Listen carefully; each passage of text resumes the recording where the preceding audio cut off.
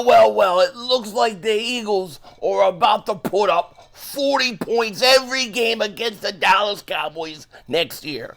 Great hire, Dallas.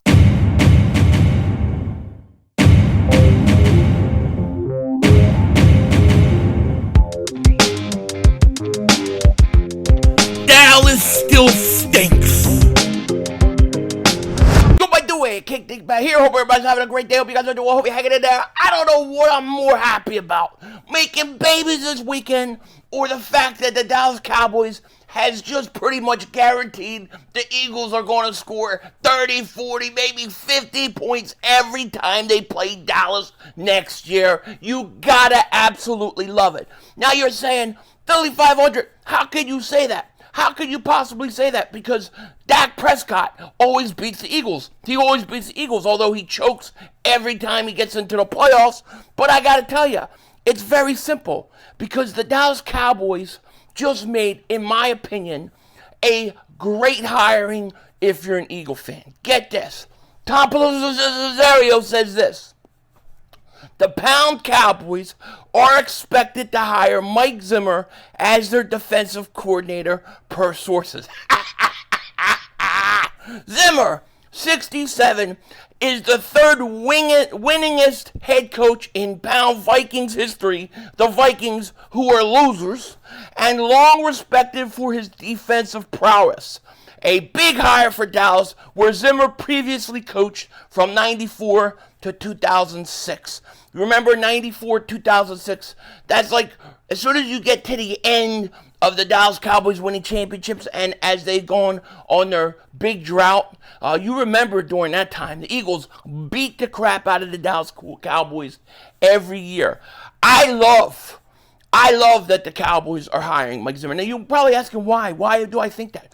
Because the Eagles' track record against Zimmer, especially against his defense, is they laid him up. The Eagles put up big points on Mike Zimmer.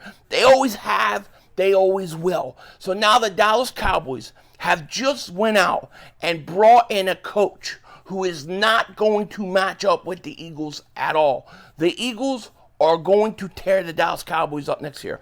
I am going to go buy myself a big, fat ass, probably a big blue, I don't think I have to pause, a big blue broom. Because we're going to be sweeping. And I'm going to get a dustpan and I'm going to engrave it Dallas Cowboys trash. Because we are sweeping their butts next year.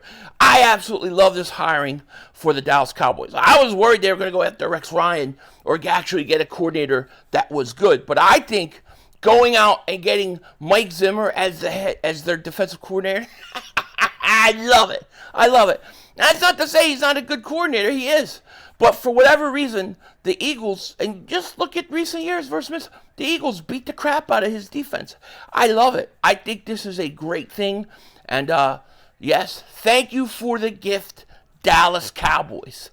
We love it, and it's gonna feel like almost like a robbery going out there and putting 40, 50 points up against the Cowboys, and I'm going to love every second of it. Your big boy, Dak Prescott, better throw 8 touchdowns because you're going to need it. I love it. Great hire. Now, I'm in a little weird mood today. Yeah, probably had a lot of sugar and all that kind of stuff, so I'm a little hyper. Forgive me. Now, I got to say this. A lot of people are saying to me, Philly, Jalen Carter got robbed. He got robbed of the Defensive Rookie of the Year. Will Anderson won it with 151 votes. Carter had 122. Kobe Turner, 95. Devin Witherspoon, 57. And all I got to say is this. I actually think Jalen Carter didn't deserve to win it also. I thought if you were to take the first 11, 12 games of the season, I thought he was I would say first half of the season. That's probably more realistic. But I would say first half of the season, he was the clear-cut favorite. But you can't ignore, it just would be wrong to ignore how he just totally disappeared the second part of the season. And it's not just him, it's the whole team. But he hit a rookie wall. He wasn't around. And if you look at Will Anderson, he didn't do a whole lot early on. He came on at the end of the year when it mattered to go into the playoffs. Playoffs don't matter in these kind of votings. Otherwise, Dak Prescott wouldn't even be mentioned into anything because all he does is lose playoff games. But the truth of the matter is, Jalen Carter, I don't think he deserved it because he disappeared.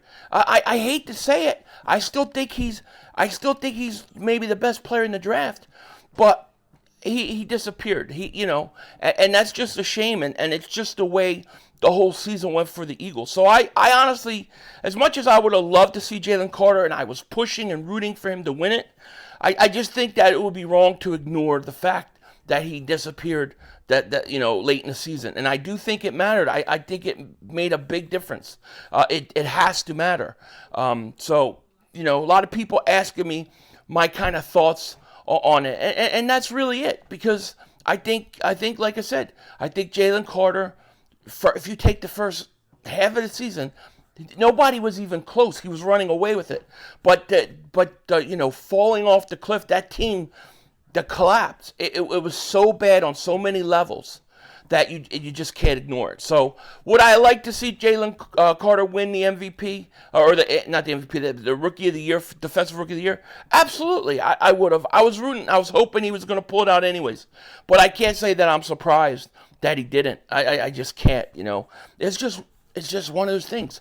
Epic historical collapse. Now, as we all look for answers on why the Eagles had the historical collapse that they did, I thought Brandon Covey gave an interesting kind of take on the whole thing. I think a lot of it's probably true, and I think he's letting some people off the hook, because I do, at the end of the day, I really believe now that the Eagles really felt that it was their coaches, and especially Brian Johnson on offense. I know that sounds crazy, but the more and more I read players on the Eagles talk about his replacement, they all seem to be okay with it. They all really don't go to bat for him, and they all don't seem very surprised. Here's what Brandon Covey said, right? Brandon Covey, with a fascinating, and shout out to Brandon for sending me this tweet, because I didn't see it, and he sent it to me, so shout out to him.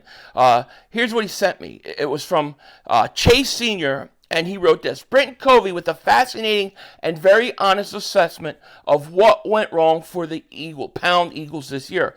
Pound, not hashtag. I definitely think we got emotionally tired trying to figure out what the problem was. There was some miscommunication from the coaches to players. How does that happen? There was some pointing fingers to player, and there was letting outside voices impact our love for the game and the happiness we had. All that combined to make us spiral. Now, I think, he also talks about it, not being all on Nick Sirianni, not being all on Brian Johnson, and it just sounds like, the way he's saying it, it sounds like they're a bunch of stunads sitting there, the coach is sitting there, looking at the players look at the coach, and everybody's going, what do we do? What do we do? That's what it kind of sounds like, but I don't think exactly like that. And some people are saying he shouldn't have said anything. Maybe he shouldn't have said anything about the players finger pointing. I don't know, but he did. I definitely think they were probably emotionally tired, but they looked physically tired too. They just looked lost, completely lost. And I'm becoming more and more convinced that really the biggest problem for the Eagles were their coordinators. And I think Brian Johnson had to be a big problem. Here's why I'm saying that, by the way. Because one aspect, and I said this yesterday, I don't really know. I don't really know for sure. And I'd hate to see Brian Johnson go somewhere and all of a sudden he looks like totally different coach. But the more and more I hear players from the Eagles talk about what happened, they all seem to be very okay with Brian Johnson going. They seem to be very okay with that, and they seem to be very happy that Nick Sirianni's back. It's just the sense I'm getting from the players. You got what Covey said here, okay? Then you have, there was another thing where Jordan MAILATA just said something. He was talking about whether Kelsey's going to retire and things. He thinks he's having too much fun. You obviously saw him gambling and stuff. But Jeff McClain did an interview with him, and one of the things that he said was, Pound Eagles Jordan MAILATA on Brian Johnson firing. Quote, has to be a finger pointed somewhere. The tackle was at the Super Bowl to promote National Rugby League, but he stopped to talk coaching changes Kellen Moore and more. And that was with Jeff McClain. You can see the detailed interview with him. But he said the finger's got to be pointed somewhere. This is about the fifth or sixth player that seemed to be like okay with Brian Johnson going. Covey seemed to be okay with it. Devontae Smith and A.J. Brown seemed to be okay with it. Jalen Hurts seems to be okay with it. And when I say okay with it, what I mean is I feel like they all thought he was the problem and he had to go. They also point out and make it seem like Nick wasn't the problem. So I think there was an issue with your coordinators. I think two inexperienced coordinators at the end of the day did not know what to do. And when the team started to collapse and when the 49ers kind of put out the blueprint, they didn't have the experience to adjust to what was going on. This is kind of my final assessment on why we collapsed. And the coaches didn't have the experience. They didn't know how to fix it. And Nick Sirianni didn't either. He didn't either. But those coordinators, whatever they were doing, it didn't work. I mean, some of the play designs, especially on offense, let's be honest, they were so bad. They were so bad. It would be, a wide receiver screen. Wide receiver screen. Then we go back the other way, wide receiver screen. They never developed. You had Devontae Smith blocking. We're going to be talking about Devontae Smith in the next video. I got a lot to say about Devontae Smith.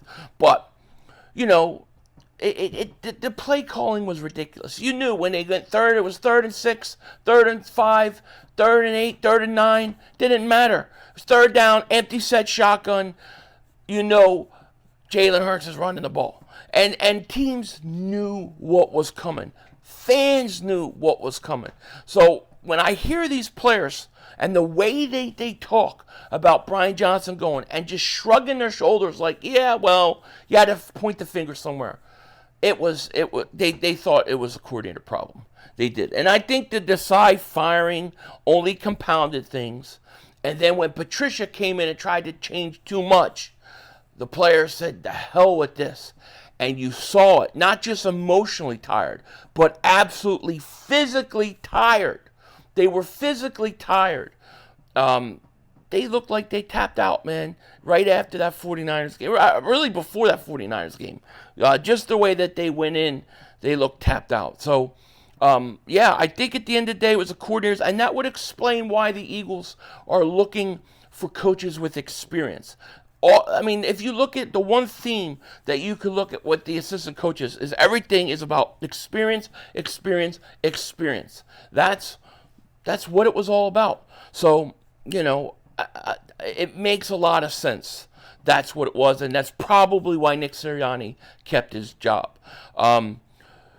Birds Country wrote this. The Pound Eagles have shown interest in former Pound Chargers head coach Brandon Staley as a potential addition to the defensive staff, sources tell at Liberty Line Philly.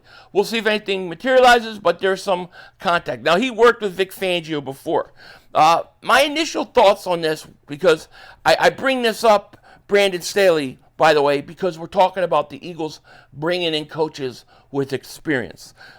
Brandon Staley, another coach with a lot of experience, even head coaching experience. But the Eagles are looking to bring him to the defensive staff. My initial thoughts are this. Keep the choker the hell away from our team. All right, but the truth is on the defensive side of the ball, he's good. He's pretty good. Coach-wise, he's a choker.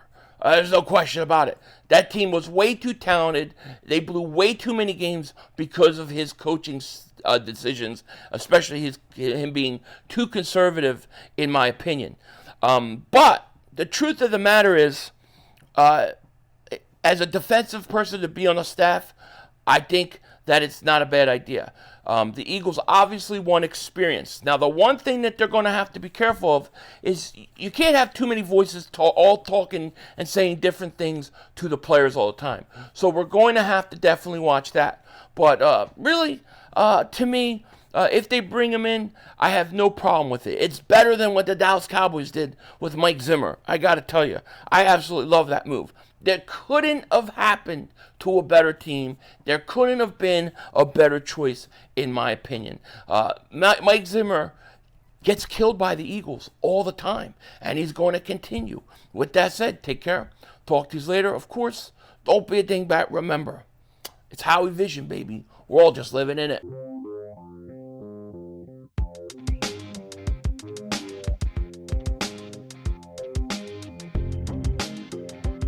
Now, the only thing I really don't like about the Mike Zimmer hiring for the Cowboys is it just gives Mark Holmes one more excuse to have when it comes to Dak Prescott. One more excuse on why it's not Dak Prescott's fault. I can't believe that Dak Prescott is getting off the hook again with a bad playoff performance by the Cowboy fans. That would never happen in Philly. Never in a million years can a guy choke like that for 8, 9 years and still be let off the hook. They don't even hold him remotely, even a little bit responsible for choking. They don't even hold him at all responsible. They're talking about their defense and stuff like that. Your quarterback could not put his team on the back and get them back in the game. Pick 6 every playoff, man. I could never be a Dallas Cowboys fan. I could never be that delusional, and I could never go through the rationale of excusing guys just because we like them. With that said, Denzel Washington out.